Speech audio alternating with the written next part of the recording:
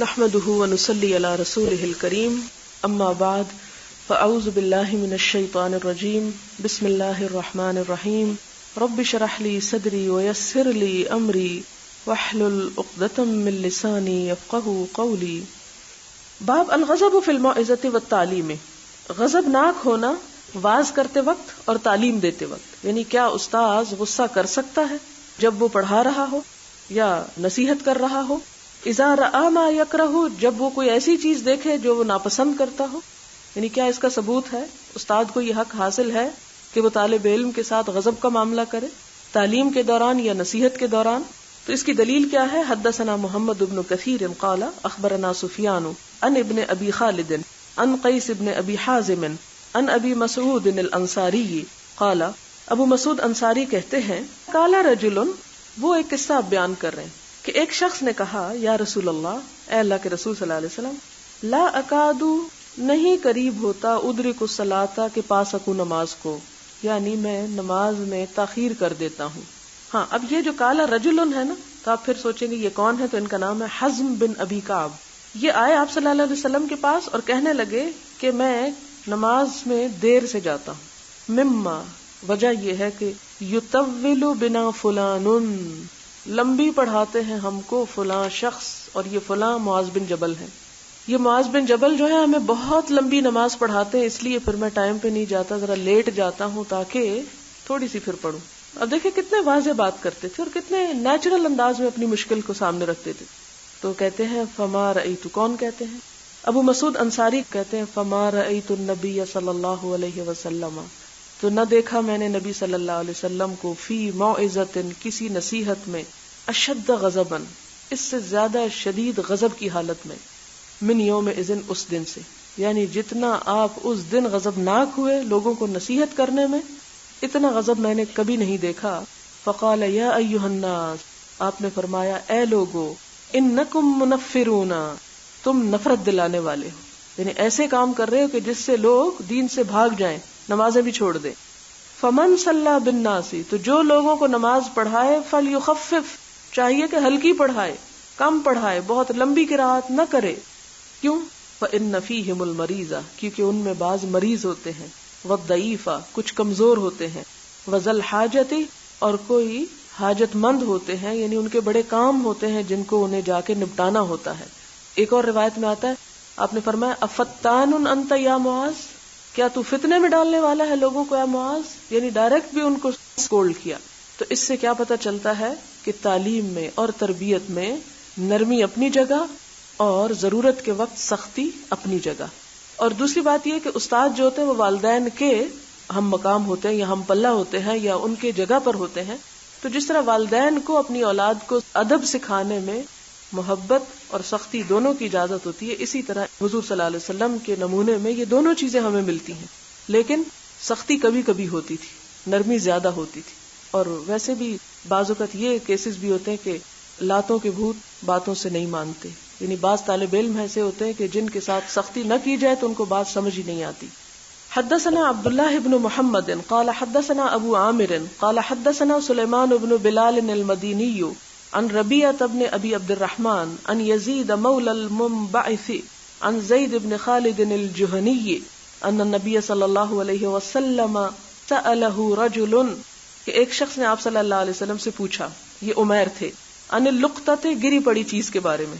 لقطہ کہتے ہیں رستے میں کھوئی ہوئی کسی کی گری ہوئی چیز ملنا، کہ میں اس کا کیا کروں، یعنی میں جا رہا ہوں اور راستے میں مجھے کچھ مل گیا ہے گرا ہوا، تو میں اس کا کیا کروں. فقال، تو آپ نے فرمایا اعرف، پہچانو، وقاءہا، اس کے دھاگے کو، یعنی اگر وہ کسی چیز میں بندھی ہوئی ہے تو اس کو پہچانو کہ وہ کس کی ہو سکتی ہے، یعنی اس کی نشانیاں دیکھو، مراد یہ ہے. وقاء کہتے ہیں اس دھاگے یا رسی کو جس سے کوئی برتن باندھا جاتا ہے، جیسے تھیلی ہوتی ہے نا تو اس کے اوپر ایک دھاگا ہوتا ہے نا جیسے کھینچ کے باندھ دیا جاتا ہے، تو وہ بعض اوقات اس میں خاص قسم کے وہ پھندنے لگے ہوتے ہیں یا کچھ، تو آپ نے فرمایا دھاگے سے پہچانو. او قال وعاءہا، یا آپ نے فرمایا کہ اس کا برتن پہچانو، یعنی جس چیز میں وہ گری پڑی ہے، وہ تھیلا یا لفافہ یا کوئی چیز، تو اس سے پہچاننے کی کوشش کرو. وافاسھا، اور اس کی تھیلی، یعنی جس میں اگر رقم وغیرہ تمہیں ملی ہے تو بٹوے کو پہچانو. مثلا بعض اوقات بٹوا ملا ہے، اس میں پیسے بھی ہیں اور اس کے اندر کارڈ بھی ہوتے ہیں کوئی، تو اس سے جاننے کی کوشش کرو. یا آپ کو معلوم ہے کہ آپ کئی دفعہ ایک شخص کو خاص بیگ اٹھائے ہوئے دیکھتے ہیں تو اس سے پہچاننے کی کوشش کرو کہ بیگ کس کا ہے. ثم عرفها، پھر اس کو پہچانو، سنتن، ایک سال تک، یعنی ایک سال تک تم کیا کرو، اس کو لوگوں کو بتاتے رہو، لوگوں کو اس کی پہچان کراتے رہو. ثم استمتع بها، پھر اس سے فائدہ اٹھا لو. یعنی اگر کوئی گری پڑی چیز تم کو ملتی ہے تو اس کا کیا کرو، اسے لوگوں کو بتاؤ. یہ نہیں کہ ایک دن ملی ہے اور آپ نے ایک دفعہ اعلان کر دیا اور اس کے بعد کسی نے نہیں لی اور آپ اسے آرام سے استعمال کر لیں. لقطے کے بارے میں فرمایا کہ ایک سال تک اس کو اپنے پاس رکھو اور اس کا اعلان وقتاً فوقتاً کرتے رہو تاکہ لوگوں کو پتہ چلے. ثم استمتع بها فإن جاء ربها، پھر اس کا مالک اگر آ جائے، فأدها إليه، تو اس کو ادا کر دو، یعنی اسے دے دو. قال، اس نے پوچھا، فضالۃ الإبل، تو گمے ہوئے اونٹ کے بارے میں کیا خیال ہے؟ اگر کسی کا گما ہوا اونٹ ملے، اس کا مالک نہ ملے. فغضب، تو آپ غضبناک ہوئے. حتى احمرت وجنتاه، یہاں تک کہ آپ کے گال سرخ ہو گئے. یعنی اس نے ایسا سوال کیا کہ جس سے آپ صلی اللہ علیہ وسلم غضبناک ہوئے. وجنہ کہتے ہیں یہ گال کے اوپر والے حصے کو. او قال احمر وجهه، یعنی کہنے والا کہتا ہے کہ آپ کا چہرہ سرخ ہو گیا اس شخص کے اس سوال پر. فقال، تو انہوں نے کہا، کس نے؟ آپ صلی اللہ علیہ وسلم نے. وما لک ولہا، اس سے تمہارا کیا کام؟ ما لک، کیا ہے تجھ کو، ولہا، اور اس کو، یعنی اونٹ کے بارے میں تم نے یہ سوال کیوں کیا ہے؟ یعنی تمہارا یہ سوال ایک بیکار سوال ہے. معہا سقاؤہا، اس کے ساتھ ہے اس کے پانی رکھنے کی جگہ. یعنی ایک اونٹ جب بہت سا پانی پی لیتا ہے تو اس کے پیٹ میں اتنی جگہ ہوتی ہے کہ کئی دن تک اس کی ضرورت پوری ہو سکتی ہے. جوفہا، یعنی سقاءہا سے مراد یہاں پر اس کا پیٹ ہے. وحذاؤہا، اور اس کا جوتا. حذاء جوتے کو کہتے ہیں، لیکن یہاں مراد ہے سم، یعنی اس کا جو کھر ہے یا سم یا پاؤں ہے اونٹ کا، اگر کوئی اسے مارنے کے لیے آئے گا یا اسے نقصان دینے کے لیے تو اپنے پاؤں سے اس کو دور کر سکے گا. مراد کیا تھی آپ صلی اللہ علیہ وسلم کی کہ اونٹ اتنی بڑی چیز ہے، وہ کوئی گمنے کی چیز ہے. تمہیں اس کو کھلانے کی ضرورت نہیں، اسے پلانے کی ضرورت نہیں، اس کی حفاظت کی ضرورت نہیں. وہ گما ہوا ہے، گھوم رہا ہے تو گھومنے دو. اس نے جو کھا لیا یا پی لیا وہ اس کے لیے کافی ہے. یا کوئی اس کے اوپر حملہ آور ہوتا ہے جانور تو اس کا مقابلہ وہ اپنے پاؤں سے یا اپنی لات مار کے کر دے گا. پھر فرمایا ترد الماء، پانی پہ وارد ہوتا ہے. وترعى الشجر، اور درخت کو چر لیتا ہے. یعنی اتنی لمبی اس کی گردن ہوتی ہے کہ اگر زمین پر اس کو کھانے کے لیے کچھ نہیں ملتا تو وہ اونچے اونچے درختوں سے بھی اپنی خوراک حاصل کر سکتا ہے. فذرھا، تو اس کو چھوڑ دو. حتی یلقاہا، یہاں تک کہ ملے اس کو ربھا، اس کا مالک، یعنی اس کا مالک اس کو پکڑ لے. یعنی تمہیں اس کی فکر نہیں کرنی چاہیے اونٹ کی. قال فضالۃ الغنم، اس پر اس نے بکری کے گم ہونے پہ پوچھا کہ اگر کوئی گمی ہوئی بکری مل جائے. قال لک او لاخیک او للذئب، آپ نے فرمایا یا تو تم خود لے لو اس کو، یا اپنے بھائی کو دے دو، یا پھر یہ کہ بھیڑیے کے لیے چھوڑ دو. یعنی اسے پکڑ کے کہیں باندھ رکھو، کیونکہ اگر تم اس کو چھوڑ دو گے تو کیا ہوگا، بھیڑیا کھا جائے گا اس کو. اور اس میں آپ دیکھیں کہ لاخی کا کون سا ہے، یہ نہیں کہ اپنے رشتہ دار کو دے دو. جیسے لوگ مرغیاں پکڑ کے کہتے کہ کوئی نہیں اس کا والی وارث، اس لیے ہم اس کو کھا رہے ہیں یا بانٹ رہے ہیں. نہیں، لاخی کا سے مراد یہ کہ جس بھائی کی گمی ہوئی ہے اس تک پہنچانے کی کوشش کرو. یعنی اس کا وہی حساب ہے جو پہلے اوپر کسی بھی گری پڑی چیز کا ہو سکتا ہے. اچھا، اب یہاں سے کیا بات پتہ چلتی ہے؟ اس سے بات یہ پتہ چلتی ہے کہ علم کی مجلس کے کچھ آداب ہوتے ہیں، اور وہ آداب کیا ہیں کہ انسان سوال ضرور کرے لیکن ایسے سوال نہ کرے، یعنی جو کامن سینس سے انسان خود ہی ان کو گیس کر سکتا ہے یا سمجھ سکتا ہے. یعنی وہ بات پوچھنے میں کہ جو واقعی پوچھنے کے قابل ہو. ایسی باتوں کے پیچھے نہ پڑے کہ جس سے مجلس میں سب کا وقت ضائع ہو. کیونکہ ایک روایت میں آتا ہے نا کہ اچھا سوال بھی نصف علم ہوتا ہے. حدثنا محمد بن العلاء قال حدثنا ابو اسامہ عن برید عن ابی بردۃ عن ابی موسیٰ قال سئل النبی صلی اللہ علیہ وسلم، ابو موسیٰ اشعری کہتے ہیں کہ آپ صلی اللہ علیہ وسلم سے پوچھا گیا ان اشیاء، کچھ چیزوں کے بارے میں، کرہھا، جو آپ کو ناپسند تھی، یعنی جن کا پوچھنا آپ کو پسند نہ تھا. فلما اکثر علیہ، جب آپ پہ کثرت کی گئی ان سوالوں کی، غضب، آپ غضبناک ہو گئے. ثم قال للناس، پھر آپ نے لوگوں سے کہا، سلونی، پوچھو مجھ سے، اما شئتم، جو تم چاہتے ہو. قال رجل، تو ایک شخص نے کہا، من ابی، میرا باپ کون ہے؟ قال ابو کا حذافہ، آپ نے فرمایا تیرا باپ حذافہ ہے. فقام آخر، ایک دوسرا کھڑا ہو گیا. فقال، اس نے کہا، من ابی یا رسول اللہ، میرا باپ کون ہے اللہ کے رسول صلی اللہ علیہ وسلم؟ فقال ابو کا سالم مولا شیبہ، تیرا باپ سالم ہے جو شیبہ کا غلام تھا. فلما رأى عمر، تو جب عمر رضی اللہ تعالیٰ عنہ نے دیکھا ما فی وجہہ کہ جو آپ کے چہرے پر اثرات ہیں. قال یا رسول اللہ، تو انہوں نے انٹرپٹ کیا، ان سوالوں کو بند کیا اور عرض کیا اے اللہ کے رسول صلی اللہ علیہ وسلم، انا نتوب الی اللہ عز وجل، کہ ہم توبہ کرتے ہیں اللہ عز وجل کی. یہاں توبہ کس بات سے تھی؟ کہ ہمارے سے آپ کو کوئی اذیت پہنچے. تو اس سے کیا پتہ چلتا ہے کہ سوال وہ ہونے چاہیے جس سے علم کا کوئی فائدہ ہو. اب ایک شخص اگر اس کو اپنے نسب میں کوئی شک ہے اور وہ حضور صلی اللہ علیہ وسلم سے سوال کر رہا ہے، ہو سکتا ہے کہ اس کا باپ جس کی طرف وہ منسوب ہے وہ نہ ہو، کوئی اور ہو. یعنی اگر کسی شخص کا ایسا راز کھل جائے تو اس سے اس کی اپنی بے عزتی ہے. اور دوسری بات یہ ہے کہ میرا باپ کون ہے، دادا کون ہے، اس سے دراصل کیا مقصود ہو سکتی ہے کہ آپ کے علم غیب کو جانا جائے. ظاہر ہے کہ آپ کے پاس علم غیب تو نہیں تھا. اگر ہم یہ سمجھے کہ وحی کے ذریعے آپ کو معلوم ہو گئی ایسی کوئی بات، تو قرآن پاک میں اس بات سے روکا گیا کہ لا تسألوا عن اشیاء ان تبد لکم تسؤکم. ایسی باتیں، ایسے سوال نہ کرو کہ اگر تم کو ان کا جواب دیا جائے تو تم کو ناپسند آئے، تم کو برا لگے. نمبر 1 کہ وہ ناپسندیدگی ہو ان جوابوں میں. نمبر 2 آپ صلی اللہ علیہ وسلم جس مقصد کے لیے آئے تھے اور جو دینا چاہتے تھے اس سے ہٹ کر اگر سوال کیے جائیں گے تو اس کا نتیجہ کیا ہوگا کہ آپ صلی اللہ علیہ وسلم کی انرجیز ایک ایسے کام میں ضائع کروا دی گئیں کہ جو آپ کے آنے کا اصل مقصود نہیں تھا. لہذا آپ صلی اللہ علیہ وسلم نے لوگوں کے اس قسم کے بیکار سوالوں کا نہ صرف یہ کہ ناپسندیدگی سے جواب دیا بلکہ اس پر شدید غضب کا بھی مظاہرہ کیا. کیوں؟ تاکہ دوسرے لوگ اس حماقت کو نہ دہرائیں. آپ دیکھیں کہ آپ صلی اللہ علیہ وسلم اگر دین کے بارے میں کچھ بتا رہے ہیں اور لوگ اپنے باپوں کا قصے لے کے بیٹھ جاتے ہیں تو نتیجہ کیا نکلے گا؟ اور جو سکھانے کی بات ہے وہ تو نہیں سیکھی جا سکے گی. یعنی یہ ایک طرح سے سوء ادب میں بھی شامل ہو جاتا ہے. آگے آتا ہے باب من برکا. برکا کا مطلب ہے گھٹنوں کے بل بیٹھنا. برکا اصل میں اونٹ کے بیٹھنے کو کہتے ہیں، اونٹ کا بیٹھنا. اور آپ کو اگر یاد ہو یا تصور میں لائیں کہ اونٹ کیسے بیٹھتا ہے، یعنی آگے سے ٹانگیں پھیلا کے نہیں بیٹھتا بلکہ دوہری کر کے بیٹھتا ہے. تو برکا یعنی جلس جاسین علی رکبتیہ، اپنے دونوں گھٹنوں پر، عند الامام، امام کے پاس، اول محدثی یا محدث کے سامنے. مراد اس سے کیا ہے؟ امام یا محدث یعنی استاد کے سامنے دو زانوں ادب سے بیٹھنا. یعنی ایسی پوزیشن نہیں ہونی چاہیے کہ جو علم کی مجلس کے احترام کے خلاف ہو. اس کی کیا وجہ ہے؟ اس کی وجہ یہ ہے کہ 3 چیزیں علم کے لیے ضروری ہیں: کانٹینٹ، میتھڈ اور انوائرنمنٹ. اگر اس میں سے کوئی ایک چیز بھی اس کو خراب کرتی ہے تو اس سے وہ مقصد حاصل نہیں ہوگا. اگر انوائرنمنٹ ایسا ہے کہ جس میں کوئی ٹیک لگائے بیٹھے ہے، کوئی ٹانگیں پھیلائے ہوئے ہے، کوئی سو رہا ہے، کوئی ادھر ادھر دیکھ رہا ہے، تو اس کے نتیجے میں وہ علم حاصل نہیں ہو سکتا جو ہونا چاہیے. جیسے آپ دیکھیں کہ نماز میں ایک کیفیت ہو، اس میں منع کیا گیا کہ نماز میں ادھر ادھر انسان نہ دیکھے. پھر اسی طرح اس بات سے منع کیا گیا کہ انسان اپنے جسم کو بہت زیادہ حرکت نہ دے. اسی قسم کی اور بہت سی چیزوں سے روکا ہے. کیوں؟ اس لیے کہ وہ اللہ تعالیٰ کے سامنے حضوری کا وقت ہے.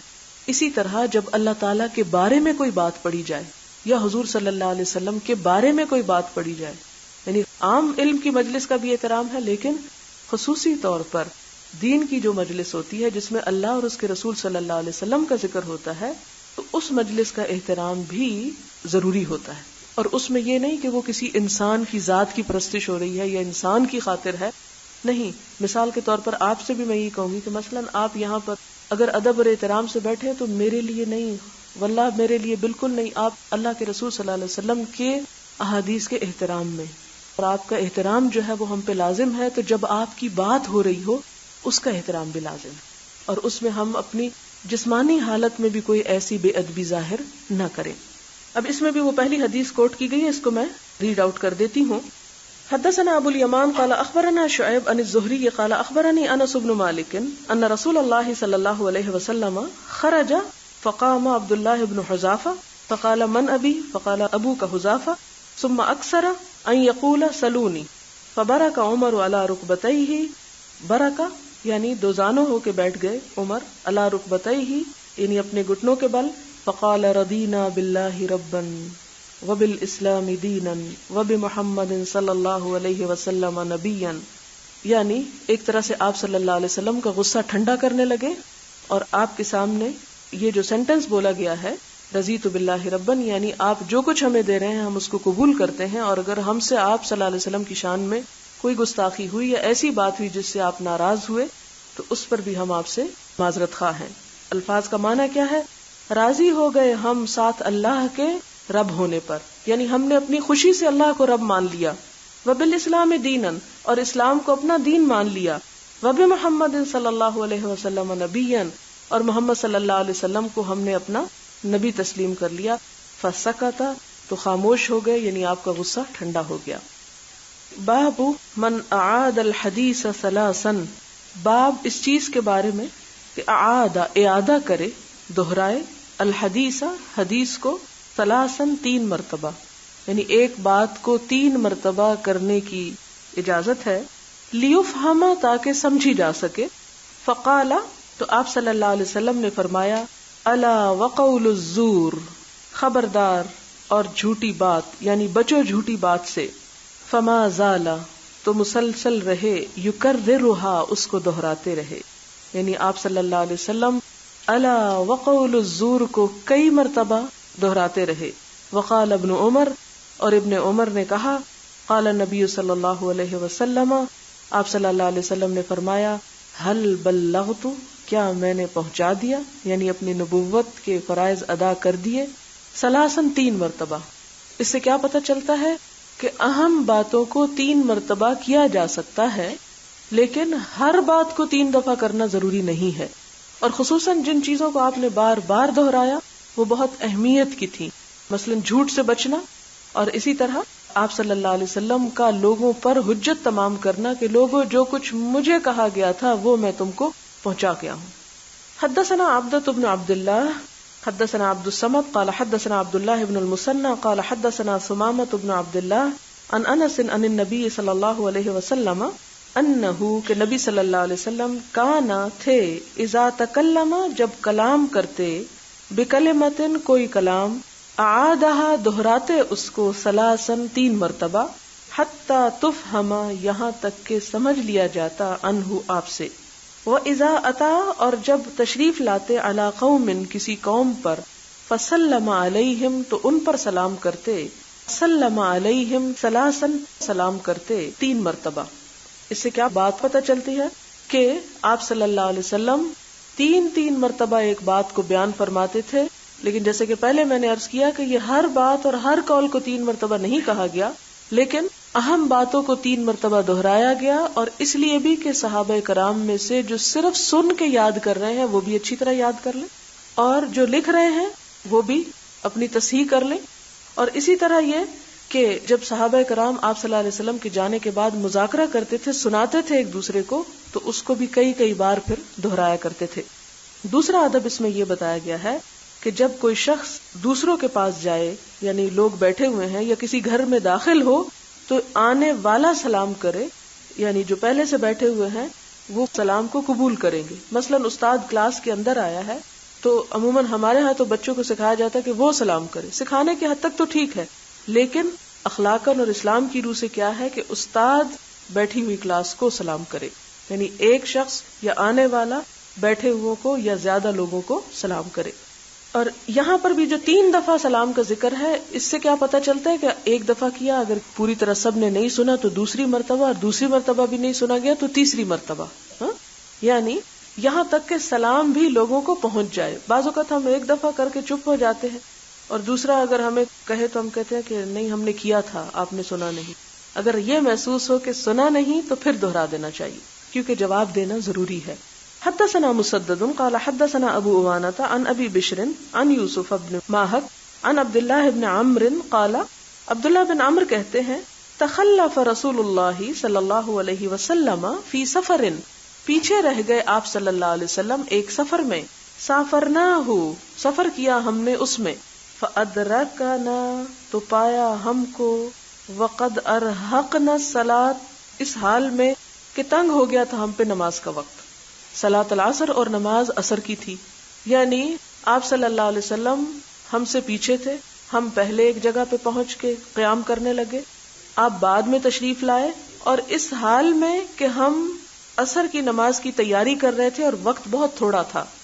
وَنَحْنُ نَتَوَضَّأُ، اور ہم وضو کر رہے تھے. فَجَعَلْنَا نَمْسَحُ، تو ہم شروع ہو گئے مسح کرنے، عَلَى أَرْجُلِنَا، اپنے پاؤں پر.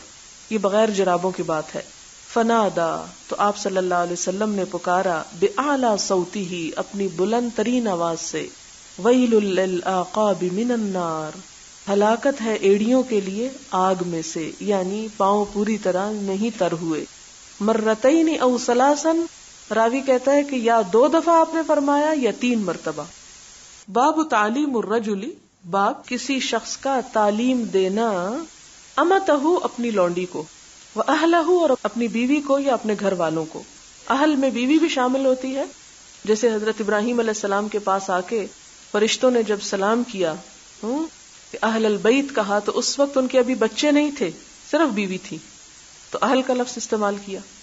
اور اسی طرح اہل البیت میں بچے بھی شامل ہو جاتے ہیں، بیوی بھی ہوتی ہے، لیکن بیوی ہوتی ہے تو بچے ہوتے ہیں، اس لیے اہل بیت میں سے بیویوں کو نہیں نکال سکتے. بہرحال تو یہاں پر بتایا یہ جا رہا ہے کہ اگر کوئی شخص اپنے گھر کے ملازموں کو یا بیوی بچوں کو تعلیم دیتا ہے تو اس کا کیا حکم ہے یا اس کا کیا فائدہ ہوگا اس کو.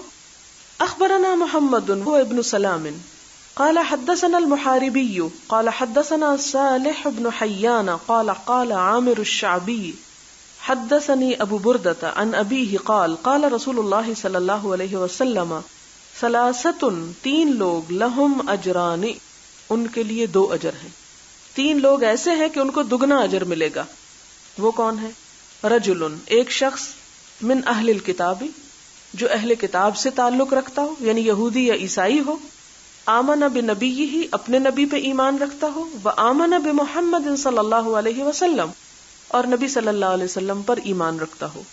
والعبد المملوک، اور مملوک یا غلام شخص، اذا ادا، جب ادا کر دے، حق اللہ، اللہ کا حق، وحق موالیہ، اور اپنے آقا کا حق، تو اس کا بھی دگنا اجر ہے. یعنی ایک شخص غلام ہے لیکن وہ نماز بھی پڑھتا ہے اور اپنے ذمے کے کام بھی پورے کر دیتا ہے، ایسے شخص کو بھی دگنا اجر ملے گا.